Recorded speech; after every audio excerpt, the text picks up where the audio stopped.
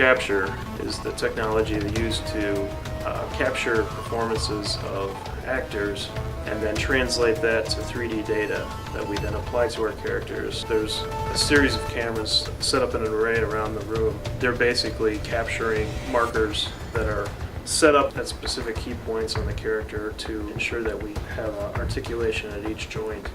That data is captured with infrared cameras that reflect back the information to the cameras, and then that data is triangulated.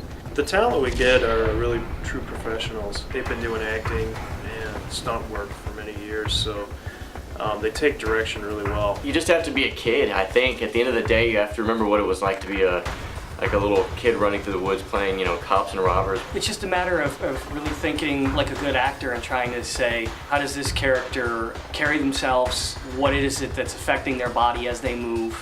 And just trying to visualize yourself in a different set of bones and different skin. Forgetting what you look like, I think, is one of the greatest challenges that any actor for motion capture has, because basically they're just using your skeleton or your joints, and they're superimposing another character that probably looks nothing like you whatsoever. But I think once you see what the character looks like with your movements, that's a really big step for any motion capture actor to just realize that it's not you at all. So basically I give them an insight into the character that they're performing, give them a little background, who the character is, what the character means to the game. And a lot of times we just let talent perform impromptu and kind of freestyle a little bit.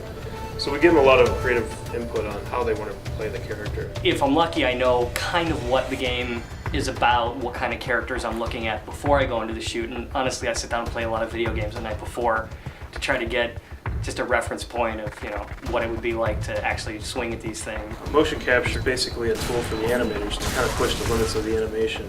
It gives us the fidelity, we get the subtleties of the motion. What we're able to do with it is push it beyond the limits of what a human can do. When you pick up a game today, the movement of it, the acting within the game, the characters themselves move and are so much more developed than characters that had been hand animated just in the computer from games, even a few years ago. And I think today's gamers really expect to see that next level of real performance. You hear criticism on both sides. You hear, oh, now the performances aren't real performances because it's somebody else's skin on the screen or whatever. I think that the challenges are even tougher for the actor now. Getting an authentic, real performance to play through a digital skin, I think takes a lot of skill and a lot of thinking about your technique and making sure that you're giving an honest, authentic performance.